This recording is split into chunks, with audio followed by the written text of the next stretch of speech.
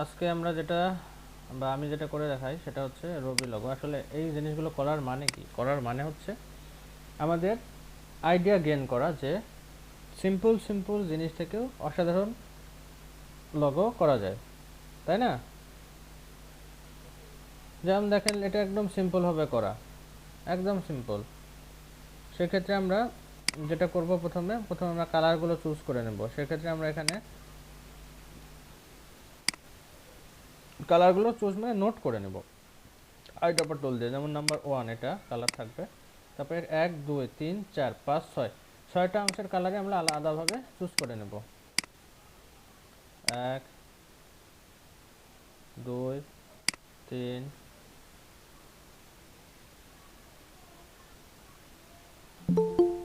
Ruler নিয়ে এখানে line করে নিই সোজা, যেন ভালো লাগে দেখতে।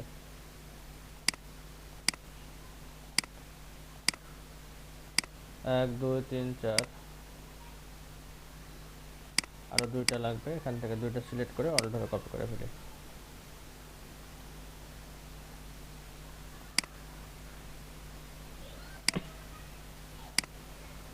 ওকে, আমরা 1 নম্বর কালার চুজ করেছি এখান থেকে। আমরা এখন 2 নম্বর কালারটা এখান থেকে নোট করে নিই, সরি। তারপরে 3 নম্বর কালারটা এখান থেকে নোট করে নিই, তাতে আমাদের কাজ আগিয়ে যাবে। 4 নম্বর কালারটা এখান থেকে নোট করে নিই। 5 নম্বর কালারটা আইড্রপার টুল দিয়ে নোট করে নিই। তারপরে লাস্ট হচ্ছে 6 নম্বর কালারটা এখানে নোট করে নেব। এখন দেখেন, আমি বলেছি লগো আপনারা যখন প্রথমে শিখবেন 1 মাস শুধু কপি করে যাবেন। কপি করলে আইডিয়াটা গেইন হবে, আসলে কোন কাজ কীভাবে করলে আমরা আগাবো, বা কোন টেকনিক ইউজ করলে আমরা লগোগুলো পারফেক্টলি করতে পারবো। এবং আমরা এখানে কি নিব, প্রথমে একটা পলিগন টুল ড্র করে নেব এইভাবে, অল্ট শিফট ধরে। তারপরে যেটা করব সেটা হচ্ছে আমরা রোটেট টুল দিয়ে ঘোরাতে পারি 90 ডিগ্রি অ্যাঙ্গেলে। এটা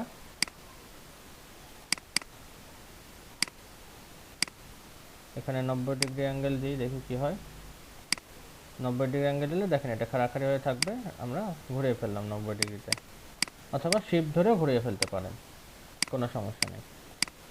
প্রথমে আমরা কী করব, লাইন টুলটা একদম মিডিল বরাবর টানবো। তারপরে কি করব, আমরা এই কোণ দিয়ে জুম করে নেবেন দরকার হলে। আমরা যেটা করব, এই যে এই পাত দিয়ে এই যে এই কোণ ধরে একদম বরাবর এইভাবে করে লাইন টুল টানবো। পারফেক্ট হয় নাই, পারফেক্ট না হলে আবার নেবেন একদম কোণ বরাবর জুম করে, এই যে এই কোণ বরাবর, না হলে আবার বারবার নেবেন।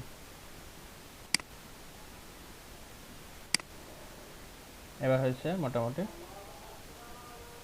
এই কোণে শেষ করবেন। তারপর আবার এই কোণে শেষ করবেন। এখানে পারফেক্টলি হয়নি, জুম করে নেবেন, এই তো হয়েছে।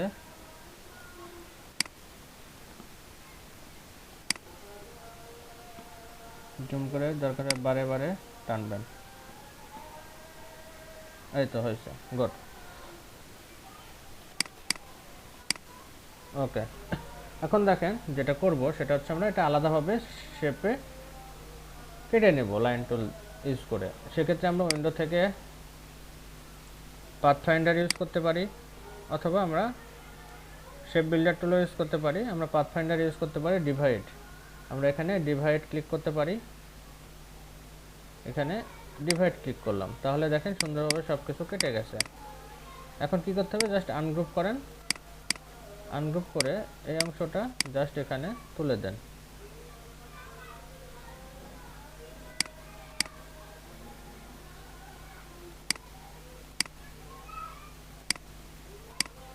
কালারটা দিয়ে নিই, তারপরে এগুলো ঠিক করি। 1 নম্বর,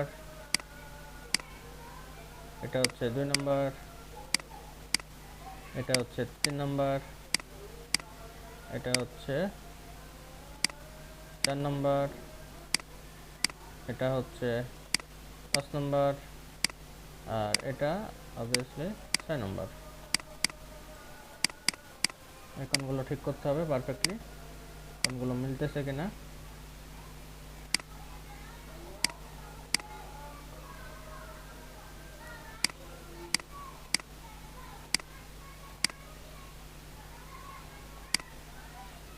এটা যদি না মিলে কালকে যে জিনিসটা আমরা দেখলাম সাব্বির ভাই দেখালো সেটাও করতে পারেন।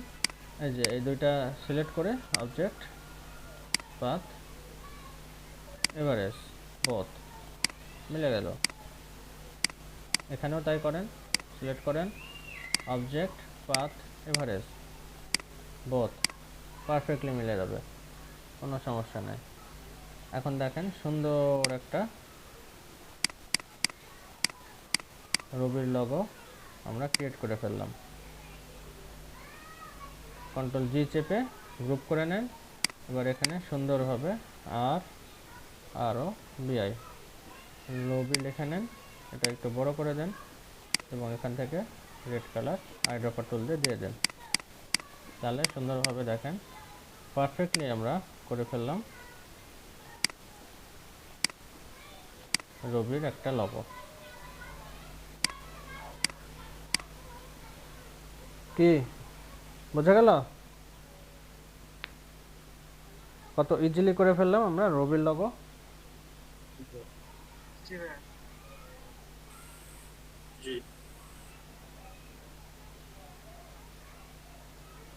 একদম ইজি ওয়ে। তো সবাই প্র্যাকটিস করবেন এবং করে সাবমিট করবেন। আর বেশি কিছু না, পাথফাইন্ডার ইউজ করতে পারেন, শেপ বিল্ডার ইউজ করতে পারেন এক্ষেত্রে। থ্যাংক ইউ সবাইকে, সবাই প্র্যাকটিস করেন।